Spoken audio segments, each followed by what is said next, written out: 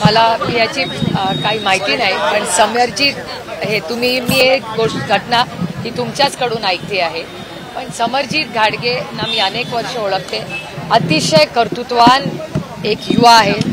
खूप संघर्ष त्यांनी आयुष्यात केलेला आहे आणि अर्थातच ते महाराष्ट्राच्यासाठी काही करू पाहत असतील तर एखादा युवा काहीतरी चांगलं करू पाहत असेल तर त्याचं आपण सगळ्यांनी स्वागत केलंच पाहिजे. दुसरं म्हणजे हर्षवर्धन पाटलांसाठी सुद्धा चाचपणी सुरू आहे आपल्या पक्षाकडून इंदापूर विधानसभेसाठी. अशा काही चर्चा सुरू आहेत का आणि त्यांना आपल्या पक्षात घेतलं जाऊ शकतं का? त्याचं मला काही माहिती नाही.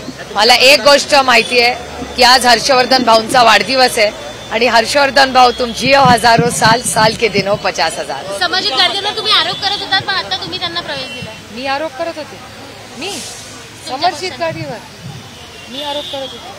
डेटा दाखवा, मग उत्तर दे. हा एक कराडचा प्रश्न आहे. आई चॅरिटेबल ट्रस्ट म्हणून एक आश्रम आहे. आई चॅरिटेबल ट्रस्ट म्हणून एक तिथं आश्रम आहे कराडमध्ये.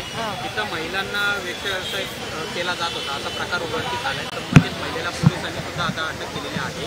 शंभूराज देसाई यांच्याच मतदारसंघात प्रॉब्लेम असा आहे की या राज्यात तुम्हाला बघितलं असेल की महिलांच्या विरोधात क्राईम हा वाढलेला आपण दिसतोय.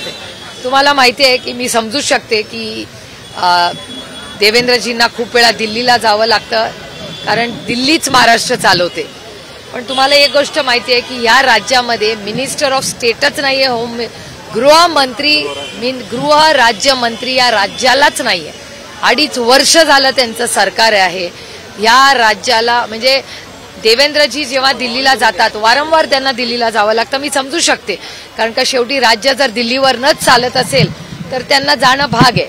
त्याच्यामुळे पण गृहमंत्री जर दिल्लीला वारंवार जात असतील तर एक राज्यमंत्री नको जो तरी बघेल, पण राज्यमंत्रीच नाहीये. सुनावण्या अडकलेल्या आहेत. त्याच्यामुळे मंत्रालय खरं तर हे ठप्प झालेलं आपल्याला दिसतंय आणि दुर्दैव आहे त्याच्यात भरडला जाते या राज्यातली महिला जी स्वाभिमानी आहे. ती काय मागते? ती काही मागत नाहीये. ती फक्त सुरक्षितता मागते. हा तिचा अधिकार नाहीये. मंगलदार बांधवांची कारवाई झाल्याची समस्या. ईडीने कारवाई केली. 5,60,00,000 रुपयांची रोकड त्यांच्या घरामध्ये मिळाल्याची माहिती मिळते. ईडीने अटक केलेली आहे. मला नाही माहिती याच्यात. Anything else? थँक्यू. देश विदेशातील प्रत्येक घडामोडींचे लाईव्ह अपडेट मिळवण्यासाठी आता साम टीव्हीच्या सर्व सोशल मीडिया प्लॅटफॉर्मला लाईक, फॉलो आणि सबस्क्राईब करा. तसंच सर्व नोटिफिकेशनसाठी बेल आयकॉन प्रेस करायला विसरू नका.